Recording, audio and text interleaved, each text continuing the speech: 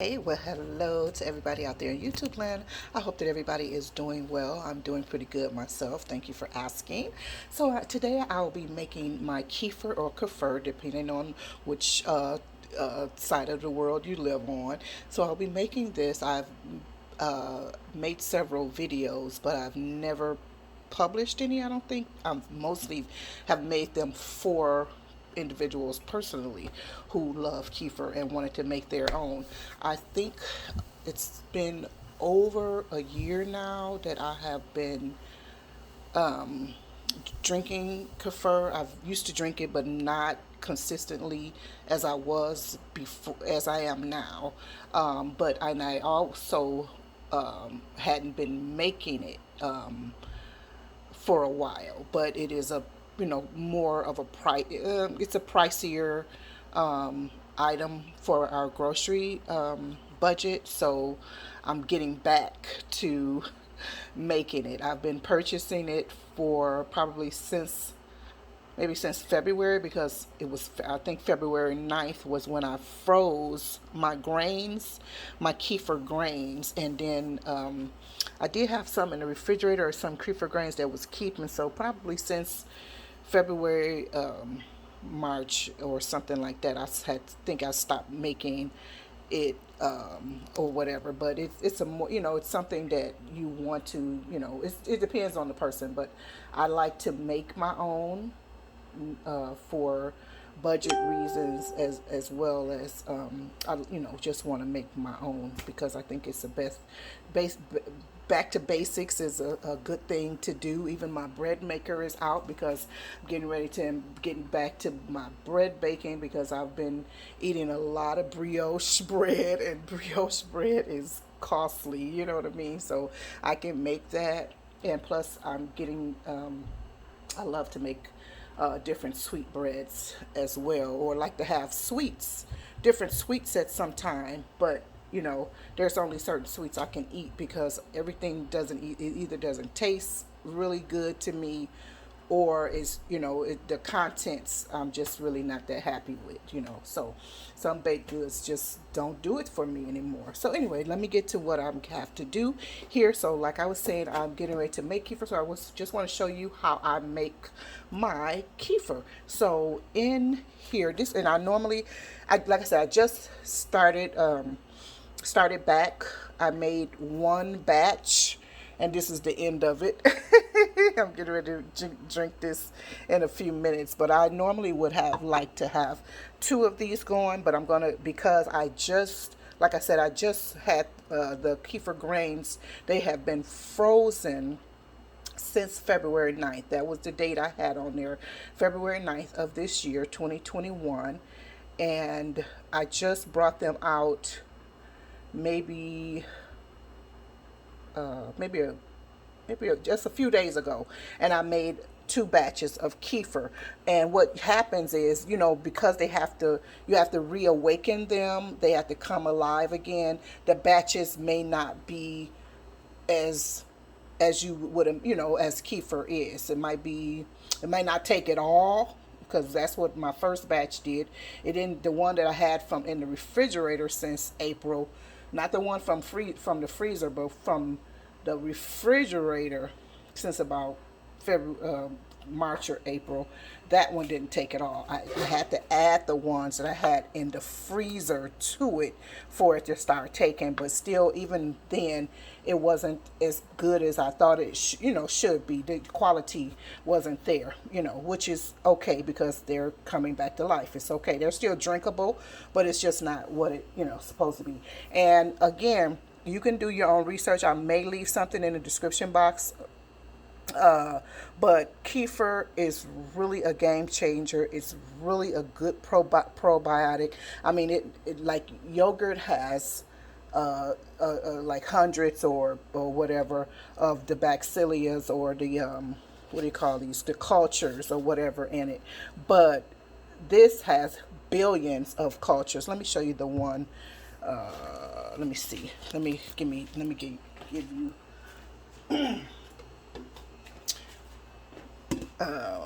Yeah, so it has 12 cultures, active cultures, and these are the cultures, but look at the billions of cultures that are in here that are, that are benefiting your health, as well as it being a delicious, refreshing drink, because it's got a fizziness into it and whatnot. And some say, well, I'm lactose intolerant, blah blah blah. Well, because this is a fermented drink, what are the grains doing? What are the grains doing, and or what are they eating off of? They're eating off of the sugars, the lactose that is inside of the milk. So it believes the milk lactose free, basically. So it's something that's really good for someone's health. I would just caution or advise or encourage someone to drink it, but just maybe in small spurts, maybe a shot full, or a small, well, maybe just small, even a tablespoon, just to see how it works on them as far as lactose is concerned. Excuse me, give me a moment. Something is on my fingers.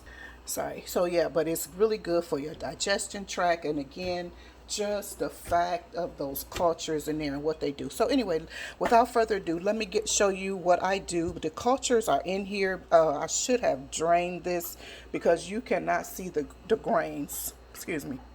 And in case I leave anything out, or if you have any questions, please don't hesitate to ask. Now, what I had in here are kefir grains, but I had milk in here because this is how you store them in the refrigerator. Like between your batches, you store them in milk so that will keep them alive, so that they'll have something to eat, because remember, that's what they're eating. So without further ado, let me show you. This is empty, and this is full of the cultures in here. The cultures. I'm saying cultures, but I mean grains. Kefir grains are in here, so it's a lot of them. And I started out with a real tiny bit when I first started. Somebody gave these to me, and this is what I had. But they you can't really. They look like, because the milk was in there, but they look like cottage cheese grains. In a way, they look like cottage cheese. Let me see if I could. They kind of look like cottage cheese or popcorn, wet popcorn or something like that. But because these have been you can't really tell right now. Let me see if I can drain a couple. So this is kind of what they look like. Like I said, like cottage cheese, I guess. With whatever. So yeah, and my favorite flavors are, like, from the Lifeway, are coconut honey and the lemon meringue, or the lemon one. Those are two of my favorite that I want to start making of my own. But you see now, so these are how the grains basically look. And without them being rinsed. When they're rinsed, they look different, but they're coated right now. So as I mentioned, these have been frozen, so I'm trying to reacclimate them, or wake them to the full to capacity, or so that they can work to their full potential. So I normally don't do this, but at this time I'm going to add a little bit of this kefir in order for its cultures to also work in there. And that's just a tiny bit. I don't want to put too much in there. And then you just add your milk, any milk of your choice, as long as, I prefer whole milk. I prefer a whole milk myself. And I just fill it till about that much. I put a coffee filter on top, and you can use low fat, like 1%, 2%, or whatever, but I love the whole milk. As a matter of fact, there's an Amish milk called, what's the name of that? Kelowna. I think that's what it's called. That is a really delicious, thick and creamy milk. So nonetheless, so now I have the milk in here. I put the filter on so that nothing gets in, and so that it can breathe and do what it needs to do. Put a rubber band on top of that. Working with one hand here, guys. Working with one hand here. Then I always prepare a little tiny sticky tab And that will have the date on it as well as the time that I started this. So I'm going to put the time on here now. Although, let me see.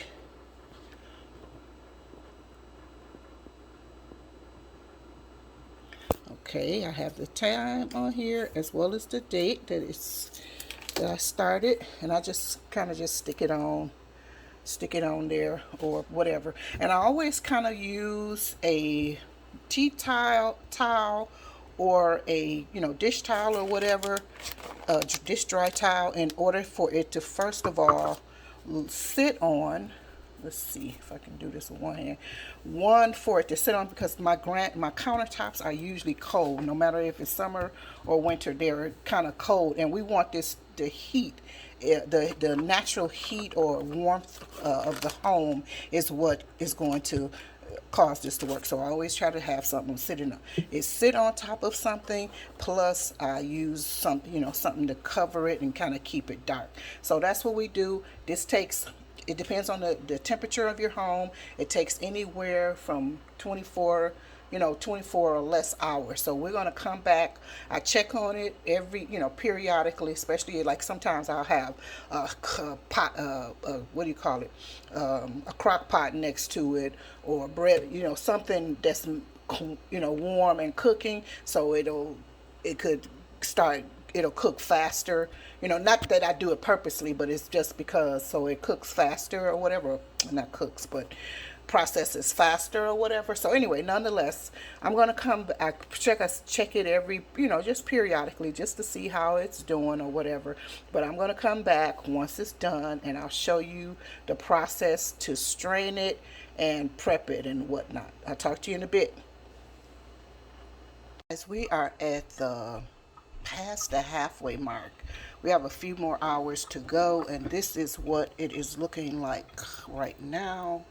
You can see from the outside, I just stirred it a little bit, but it does have a good consistency of thickness. As you can see, it's not milk, more watery or liquidy as it was when it first started. And those are just the grains and whatnot. And I forgot to mention also, when you put them in, go ahead and stir them up first too, so that they can kind of get agitated and get started and whatever. So I got a few more hours to go, and hopefully it'll get, they'll liven up, because like I told you before, these have been in the freezer since February, and we're in basically in August now. So, well, we just came into August, but started this in July. But nonetheless, yeah, I'm trying, like I said, I'm just trying to get them to their potential, get them back, make sure they're awoke, and use, be able to give me the consistency and everything that I need. I'm gonna taste this from let me taste this a little bit. Let me get a spoon. And they're always telling us not to use metals when you're fermenting, and especially with your grains and whatnot. So let me just taste it a little bit to see how it is.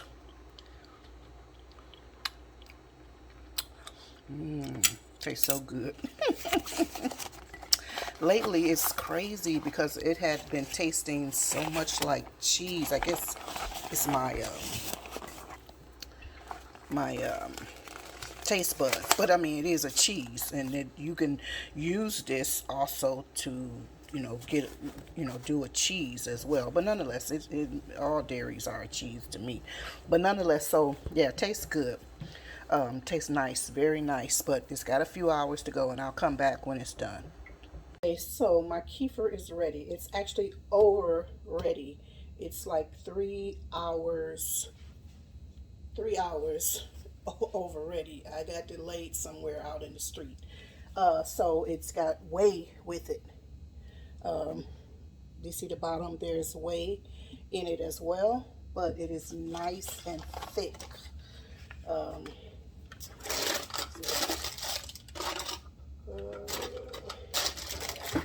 it's nice. Oh, it's nice and thick. me see if I can bring you in. It's nice and thick, if you remember from before. So sometimes it's 24 hours, sometimes it's less, and sometimes it's a little bit more to get that consistency that you want, or desire. You know, it's all in the taste of what someone likes, but it's nice and thick. So I'm just getting ready to strain it out now. Actually, let me taste some too. I can tell there's a grain in there. Oh God, oh, it tastes so good. It's just right. It's really tart, and oh God, it's good. So let me put these things to the side, and I'm getting ready to strain it. That's the next step, is to strain it. And basically I just use whatever. This is a measuring cup, and I have a mesh strainer. They say don't use metal. This is a metal, but it's a very light metal, you know. So that's the next step. So let me just strain that off real quick. Doesn't take anything but to do this. Be careful that you do this, because there was one lady on YouTube. She was saying, what was she saying? She was like, how come my grains keep disappearing? Well, her grains were disappearing because she was eating them. She wasn't, she was skipping this process, so she was just eating the whole thing. So she was never had any grains or whatever. I need you to see this. So all you do is just strain it or pour it in, and just, you know, help it along a little bit so that it can. And your grains, they grow, they increase with every time you process them. They increase, and which is good, because a lot of people, they sell them or they give them away to people. That's how I got some. And this is about the size of how much I had, about a tablespoon or two that I started with. And now look at all of the grains that I have now. And you don't have to rinse them off or anything like that. But what I'm going to do is place them in this jar. I'll be right back.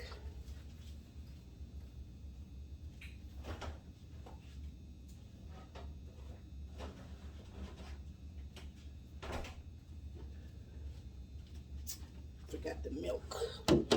Place them in this jar. Let me see if I can get them in. And one of them is pink, and it's pink because I did it with some, I don't know if that's showing up. I did it with some beets once, and that's how they became pink. They were all pink actually, but they changed, the color changed back. So that's it. Just want to make sure I do this. Let's get this out of the way. And you know, this saves a lot of money. I mean, buying a gallon of milk versus buying those containers that are what, 16, well, they're not 16 ounces, but a quart. Let's just say it's about a quart, and that's three servings that are in there. So if you're sharing sharing it with anyone in the family, you know, that's it just becomes an enormous amount, because it's like $4 depending on which one you buy, because they range from $4 to $10+ you know, depending on which brand you buy. Oh, this looks so good. I want to eat that one. That was so thick, whatever that was. I mean, not whatever that was, but that was really thick. And then just put a little water in it to keep feeding it. Just a little, not too, well, you can fill it up. It's depending on when the next time you're going to use it. So fill it up. Trying to get the top with one hand.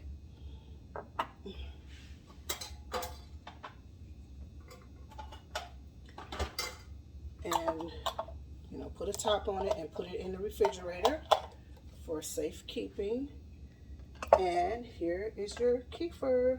get all my goodness off of here first, please, because I don't want to waste any of this.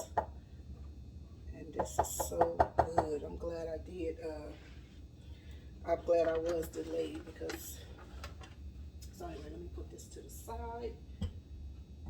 Just rinse them off. And a lot of times people are just rinsing. They're not washing everything off because those are still cultures that help your what's vajiggum ferment along. So like this, a lot of people, they're not going to wash this off.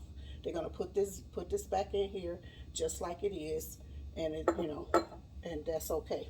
I'm going to rinse mine today though. But yeah, and then the next thing to do is up to you, is to use your immersion blender or whatever you have to just what do you call it?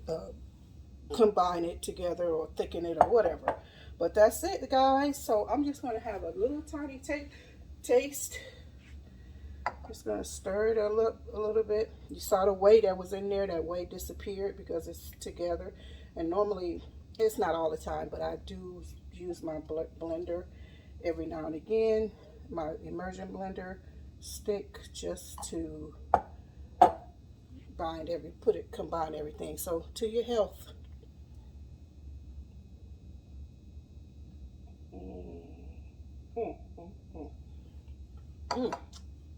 So good, fizzy, refreshing, delightful.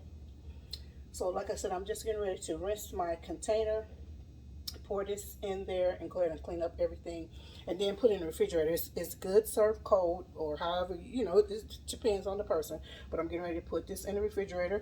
And of course this needs to go in the refrigerator. So I hope that you found this video helpful. Let me know in the comment section if you are a kefir lover or drinker, or are you interested in drinking kefir. If you have any questions about the kefir process or anything, just please let me know, or Google is your friend. No, just kidding. But yeah, because I really love this. So many health benefits, digestion. You know, it's your gut, for good gut health, for just so many things. So anyway, I'm going to let you go for now. Like I said, if you have any questions, let me know down in the comment section. And if you have a favorite, let me know. And I will probably come back with another video regarding the second fermentation. Now, in the second fermentation is when you flavor it. So I might be coming back with that, and I might not. But anyway, I'll talk to you guys later. Bye-bye for now. Love you. Sorry guys, I just said something and I want to correct it or emphasize it.